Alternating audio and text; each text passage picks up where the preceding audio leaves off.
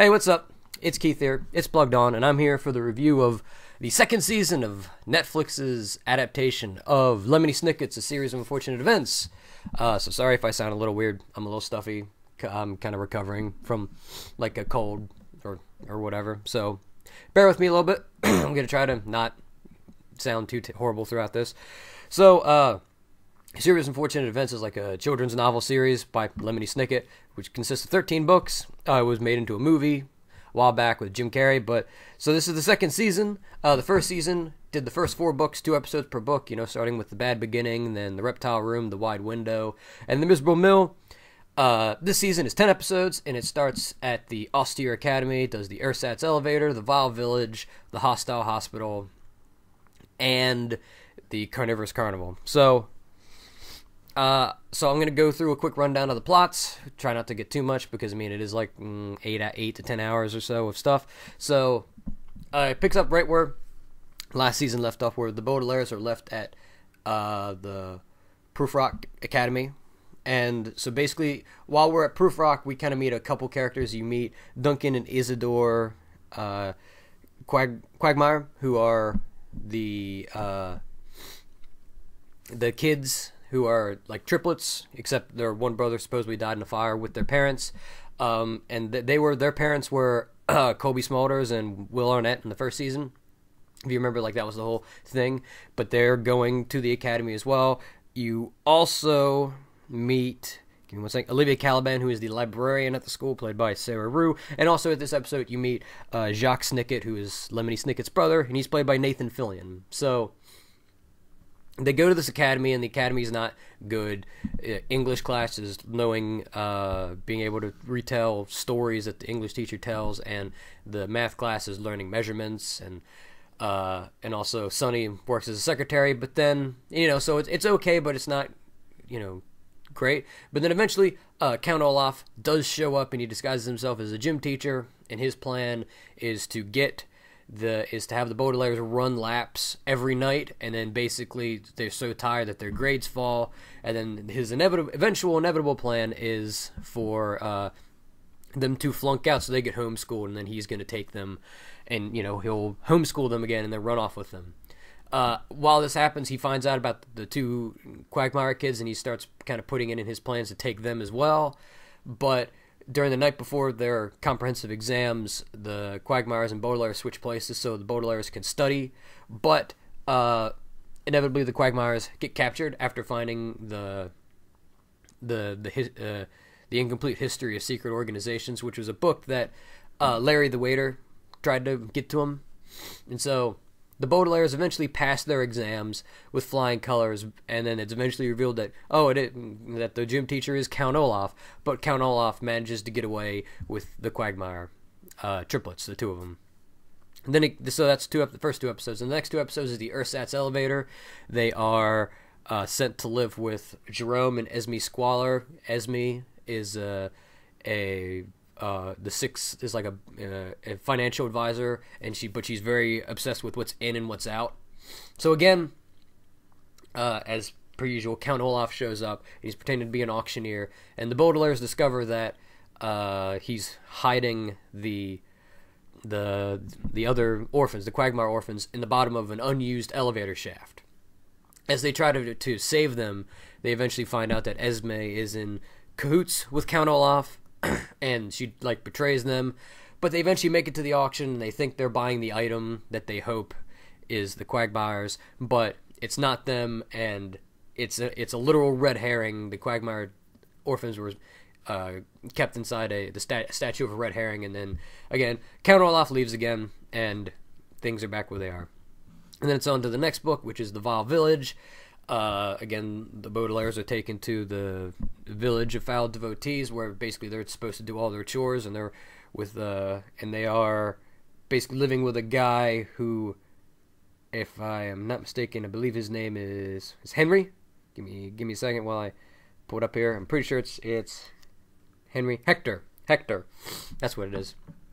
And Hector has a sustainable hot air mobile home, so that they can fly away, and then he wants to eventually leave. But then word gets out, so So like while all this was going on, so let me backtrack a little bit. So during the stuff with the Ersatz Elevator, Jacques Snicket gets Olivia on their side, and they're trying to find the Quagmire orphans, but they aren't successful. But they manage to track both Count Olaf and his group and the Baudelaires to the village, to the VFD village, but he's captured by Jacques and Olivia, and he's like, "Oh, we don't need to worry about this. You know, they're captured. I'm going to send you to the chief of police." Him not knowing that the chief of police is Esme.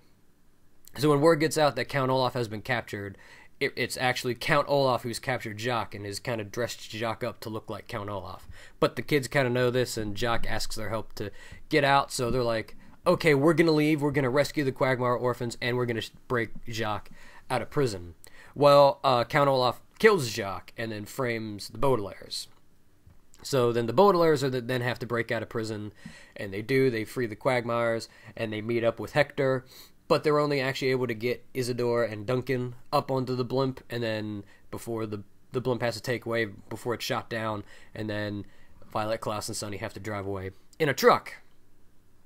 Eventually, they make it to a store, but they still onto a bus for the Volunteers Fighting Disease, which is another VFD acronym, which is a recurring theme in the whole show and stuff. And they end up going to Heimlich Hospital, where they decide they're gonna stay for a while because everybody thinks they're murderers, so they're on a manhunt. And they meet up with a man. Again, give me 1 second. Named Hal, who is in charge of records, and so they're kind of hiding out there, but then again Count Olaf follows them. He knows that they're there. So they decide that they need to get a hands on the Snicket file, which is a film reel that has Jacques on it, and so they end up taking Hal's keys and trying to view it, and they go into the file room, but Esme follows them in there and destroys the files and takes Violet captive. From there, Sonny and Klaus disguise themselves as doctors to try to follow and find out where she is. And Count Olaf's plan is then to get Klaus to cut Violet's head off in the operating theater, but he manages to stall long enough and wait until they can escape, so that they can get away. So, and eventually they're able to by hiding out in the trunk of Olaf's car after Olaf sets fire to the hospital after finding out that somebody might have survived the Baudelaire fire. So then eventually they get to a carnival, which is run by Madame Lulu, who's like a fortune teller. And again, Violet, Sonny, and Klaus decide they're going to dress up as freaks, as Violet and Klaus is two-headed freak, and Sonny is like a wolf baby, and so that they can kind of find out whatever Count Olaf is learning from Madame Lulu. And it kind of turns out that Madame Lulu is Olivia, that she had gone there because she's now a volunteer for the Volunteer Fire Department with the VFD, and that she took over as Madame Lulu, and that now she's basically just telling Count Olaf what he needs to know, but her plan is to take them to the VFD headquarters, which is up on a nearby mountain, and they're going to use a roller coaster car. But Count Olaf decides that he's going to attempt to make the carnival the carnival a little bit bigger, so he gets hungry lions, and he's going to have throw one of the freaks in. One of them's ambidextrous, one of them's a contortionist, the other one has a hunchback. And he's going to throw them into the pit of lions.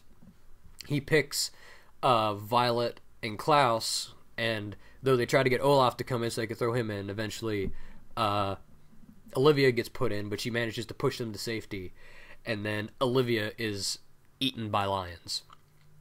So then Count Olaf takes all the freaks into the group, and they set fire to the whole thing, and they put Violet and Klaus in a caravan behind, while everybody else, including Sonny, is in Count Olaf's car. And then Count Olaf reveals, on their way to the VFD headquarters, he's like, "Oh yeah, I know who you are," and then he cuts the tie to their caravan, and the season ends as it looks like Violet and Klaus are going to go careening off of a cliff on a literal cliffhanger ending. So, Series of Unfortunate Events is an interesting thing. Again, the first season wasn't the greatest thing ever made, but I don't think it needed to be. And the same thing with season 2. I think it's good, and it might even be progressively darker in some ways. Like, it's just, you go to a few more darker places. with like some of the, with the Quagmire orphans actually getting kidnapped and things like that, and other more forms of betrayal. But there's a couple of things, like I think the plot gets a little less humdrum this season because it's not just they go somewhere. They're put with somebody who's their supposed guardian. They stay until the end of the book and then they go somewhere else. Especially once after episode 6, it's just kind of like, oh, it's just more of a progressive thing on what's happening. It's less of like we're just going from house to house. It was more of like a general continuation of the plot. Yeah, I think they did a good job of making the characters like Olivia. Like Olivia is a character. Like Olivia does play what's the word I'm looking for? Give me a second while I put up. Like Olivia does play it, like Olivia is Madame Lulu in the books, but she wasn't necessarily like a fleshed out character who was at the Austere Academy. They fleshed her out. Same thing with Jacques. They did that. And even though it kind of wasn't as I wasn't as much of a fan of it in the first season, I do like the VFD background stuff a little bit more in this one, mostly because Olivia and Jacques are the characters that are carrying that subplot, and it makes more sense. Which Nathan Fillion, for the 3 or 4 episodes he's in, he's great in this series. I mean, he's Nathan Fillion, which is just awesome. Neil Patrick Harris continues to do a great job as Count Olaf. I honestly think he might, now after having seen 18 episodes of him doing it, I think he might be better than Jim Carrey was in the original movie. I think all the, let me pull up the actors' names really quick for the Baudelaire kids. Melina Weissman, Louise Hines, and Presley Smith both do great jobs as their characters and whatnot. And I like how sort of meta Series Unfortunate Events is, which Series Unfortunate Events is a meta series in and of itself because all the adults are so clueless and are completely useless. And while Violet, Klaus, and like all the kids are really smart, like that they're fooled by Count Olaf over and over again. But like at the very beginning, right when they start up, they go, I think Klaus says something like, I feel like we've been sitting here a while.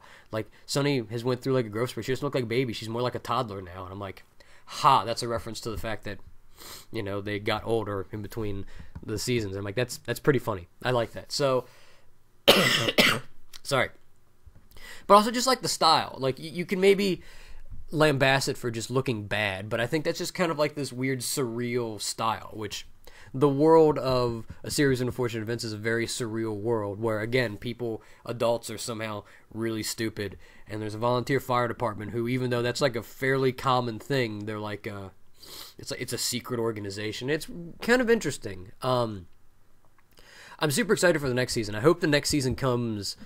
I hope it's like next year when season 3 comes out. I mean, I feel like it would have to, because especially dealing with Sunny, you kind of have to try to get it filmed as quickly as possible, because if she gets too old, then it might not work out. But yeah, I think this is good. Again, I think it's something that if you read the book series, I think you'll appreciate it. It's a little more depth than the book series and a little bit more, but I think it does a good job of staying mostly true to the source material, but then adding its own flair to it.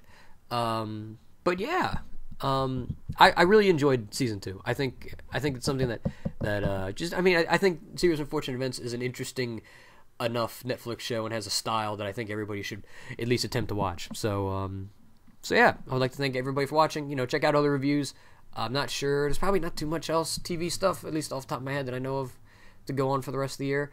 But hopefully some stuff for some reviews for some movies, because starting next month there's gonna be a lot of movies coming out that are gonna be really cool. So again, I'm Keith. Thanks for watching, and I shall see you guys later.